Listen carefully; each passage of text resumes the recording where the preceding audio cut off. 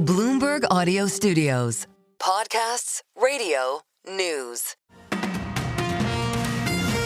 Good morning, I'm Nathan Hager. And I'm Karen Moscow. Here are the stories we're following today. Karen, we begin with a dangerous situation this morning in Southern California. Tens of thousands have fled their homes as wildfires burn out of control in the Los Angeles area. We get the very latest now with Bloomberg's John Tucker. John. And Nathan, it sounds like a freight train moving through. Mandatory evacuation orders have now been expanded to parts of northern Santa Monica. The wind is so strong it'll almost knock you over, and the embers are blowing through the parking lot, and the ashes will hit you in the eyes. The Palisades fires burned almost 3,000 acres, with those strong winds hampering firefighting efforts. Here's California Governor Gavin Newsom. Having just quite literally an hour or so ago gone up the canyon and saw firsthand the impact of these swirling winds and the embers and the number of structures that are destroyed, not a few. Many structures already destroyed. Governor Newsom declaring a state of emergency. Isolated wind gusts could be as strong as 100 miles per hour.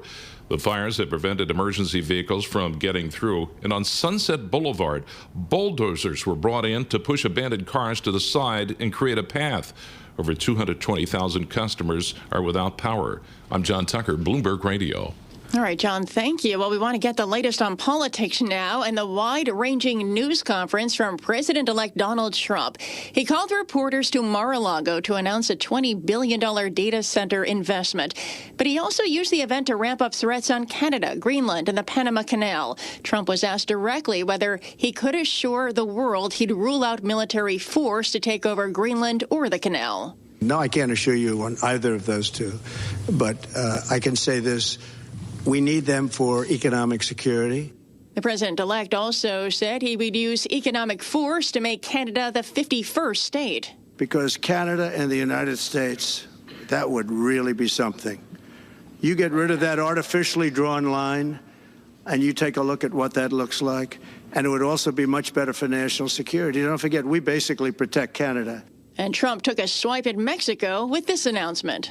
We're going to be changing the name of the Gulf of Mexico to the Gulf of America.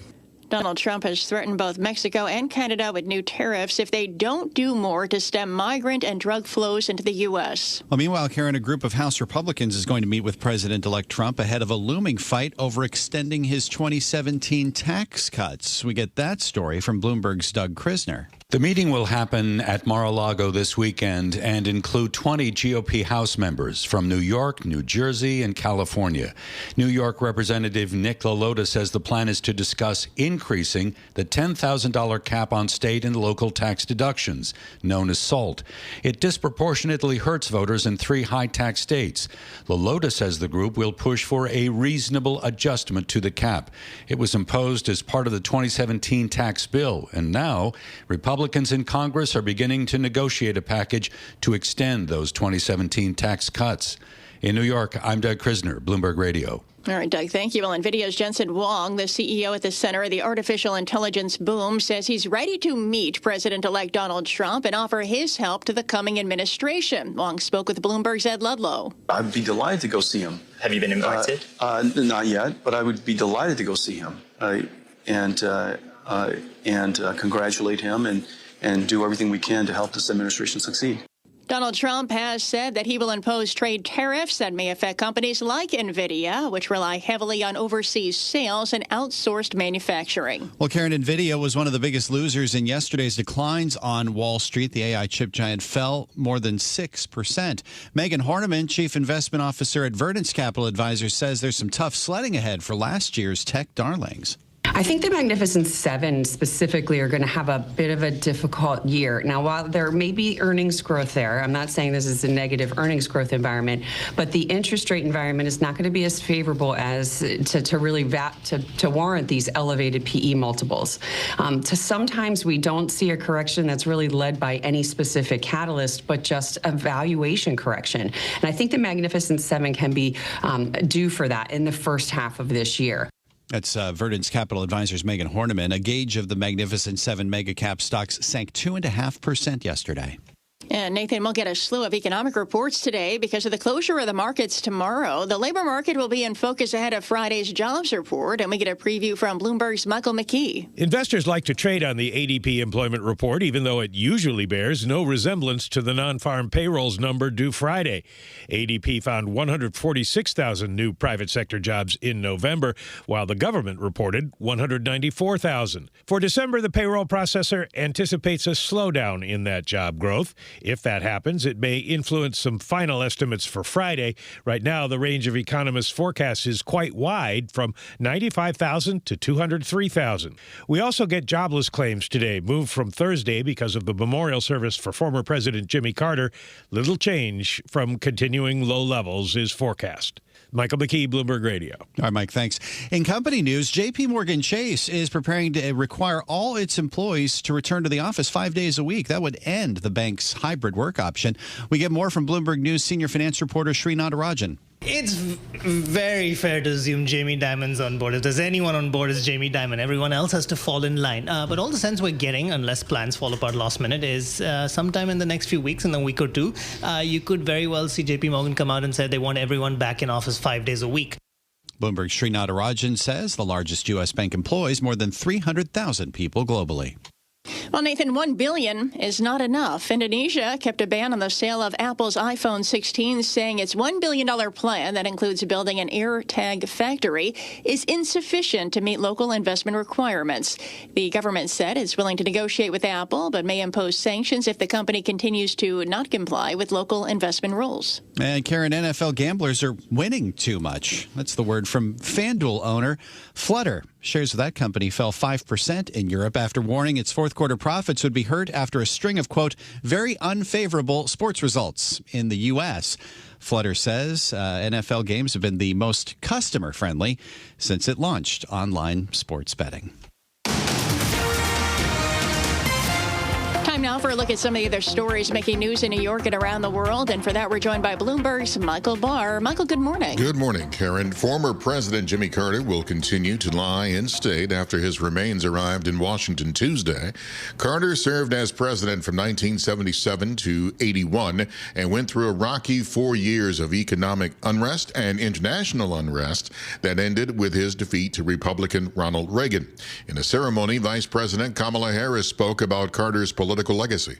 In the wake of Watergate, Jimmy Carter passed historic ethics legislation to help rebuild America's faith in government. Also at Tuesday's ceremony, House Speaker Mike Johnson spoke about Carter's long devotion to service after he left the White House. We all know that his care for humanity didn't stop at building homes. In the face of illness, President Jimmy Carter brought life-saving medicine. In the face of conflict, he brokered peace. In the face of discrimination, he reminded us that we are all made in the image of God.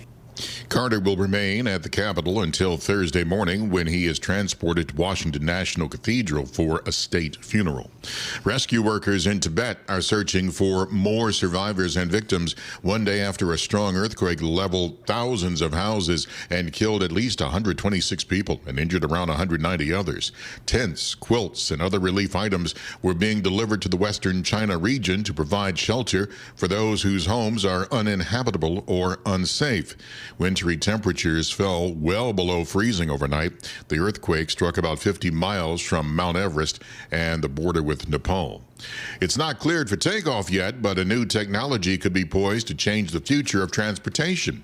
Some few American companies are developing flying cars, also called air taxis. Jobin Bevert is the CEO of California-based Joby Aviation. We see this as a new class of transportation, as a first step in moving into the skies for our daily transportation. Jobin Bevert with Joby Aviation says the electric vertical takeoff and landing aircraft has already been given their own FAA designation, although they're not allowed to carry civilians just yet. Global news 24 hours a day and whenever you want it with Bloomberg News Now. I'm Michael Barr, and this is Bloomberg. It is 5:11 on Wall Street. Donald Trump says he will not rule out using military force to take control of Greenland and the Panama Canal. And he says he would use economic force to absorb Canada. And that was just a small part of a wide-ranging news conference at Mar-a-Lago. We're spending hundreds of billions a year to protect it. We're spending hundreds of billions a year to take care of Canada. And for more, this morning after that news conference, we're joined by Bloomberg's Kevin Whitelaw. Kevin, good morning. We did hear quite a number of threats from President-elect Trump at Mar-a-Lago. How much of this could he be serious about? Well, I mean, it really brought back a lot of memories from the first 4 years of his administration, because you sort of end up at, you come to the end of one of these things and you do try to find out, pick it apart, what is real, what's not, what's serious, what's not, and what's literal and what's not. And I think that it's going to take a while before we can really actually understand what he's really looking for in each of these situations. And I think the notion that he's going to, invade Greenland is not where this is headed. But having said that, it shows that he is feeling that he is not constrained by any of the, sort of general practices of the past. He's not going to come in and be listening to a lot of the sort of, Republican graybeards and folks who've been around for a long time. He's going to act impulsively. He's going to be looking for deals, and he's going to be looking for high-profile ways to show that he's making a difference and making an impact. And whether that means that Denmark, for example, would be able to satisfy him by, perhaps allowing additional U.S. military activities in Greenland or some kind of other economic deals, that is where we'll have to see. So what the bottom line is, it'll take a little while to actually sort out. But in the meantime, it puts a real squeeze on certainly Denmark, which finds itself in a suddenly uncomfortable position. Yeah, it certainly does. Not just Denmark, but Panama as well, and even Canada. And I mean, we've already seen the fallout from how to confront President-elect Trump with Canadian Prime Minister Justin Trudeau announcing that he's going to step aside in a couple of months. Where could things go as we start to prepare for the presidency of Donald Trump in less than 2 weeks here? Well, I think obviously he's going to want to come in with a bang. He's going to want to come in and make a real impact. A lot of that, I think, is going to be domestic, but obviously countries like Canada, Mexico, and to a slightly but not much lesser degree, parts of Europe and China are going to have to be ready for it.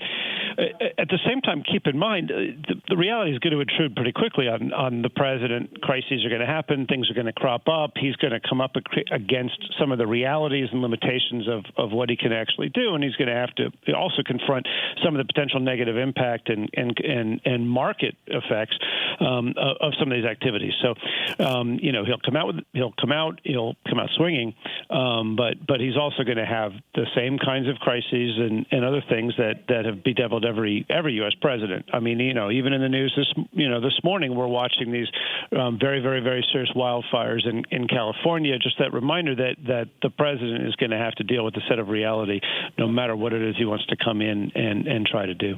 I want to touch on something you said earlier, that this idea that the president-elect is going to act on impulse once he retakes office. That raises the question about whether he does have concrete plans to carry out some of these things, including this idea of economic force to make Canada the 51st state. I mean, whether even that idea is serious, but the economic force idea certainly could be, couldn't it? Well, that's right. And I do think that, we are going to see some kind of tariff announcement very soon.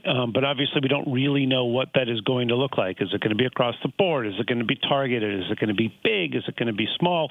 Is it going to be a threat that then results in a series of negotiations? Or does it get to happen and then people try to find ways to alleviate it over time? He may well go ahead with something that sounds very big, but he also has to worry about potential market impact. We do know that he measures his own success in part on the stock market and where it's headed. And so, he's going to confront the reality that some of the plans he's talking about, say, across-the-board tariffs, have the potential to exacerbate the kind of inflation, particularly, say, on food prices that he's promised to fight. So is there a way he can do something a little more targeted and then, that becomes part of a new negotiation? It certainly could. But if he wants to come, make a big splash, look like he's following through on something, then, he may have to deal with a set of negative consequences and political fallout, including within his own party, which maintains the narrowest of majorities in the House. Got about a minute left, Kevin, and I probably don't have to tell you, but here in Washington, when President-elect Trump made this announcement that he's going to rename the Gulf of Mexico the Gulf of America, that raised a lot of eyebrows. Where did that come from? I mean, it's the first I'd heard of it. Look, Trump's all about branding. He's always been about branding. He's been about deals. He's been about these things. So, whether that one is real or not, I certainly guess we'll have to see. But, to me, the real difference this time looking around is he's not going to come in with the kind of people who are likely to restrain him. He is mostly surrounding himself with people who want to enable him. And so that does mean that there are going to be some things that maybe got squashed in the last 4 years that are going to get a lot further this time around, and I do think that means that everyone needs to gird themselves for what's going to be a very likely disruptive couple of months ahead. This is Bloomberg Daybreak, your morning podcast on the stories making news from Wall Street to Washington and beyond. Look for us on your podcast feed by 6 a.m. Eastern each morning on Apple, Spotify, or anywhere else you listen. You can also listen live each morning starting at 5 a.m. Wall Street time on Bloomberg 1130 in New York, Bloomberg 99.1 in Washington, Bloomberg 92.9 in Boston, and nationwide on Sirius XM Channel 121. Plus, listen coast to coast on the Bloomberg Business app, now with Apple CarPlay and Android Auto interfaces. And don't forget to subscribe to Bloomberg News Now. It's the latest news whenever you want it, in 5 minutes or less. Search Bloomberg News Now on your favorite podcast platform to stay informed all day long. I'm Karen Moscow. And I'm Nathan Hager. Join us again tomorrow morning for all the news you need to start your day right here on Bloomberg Daybreak.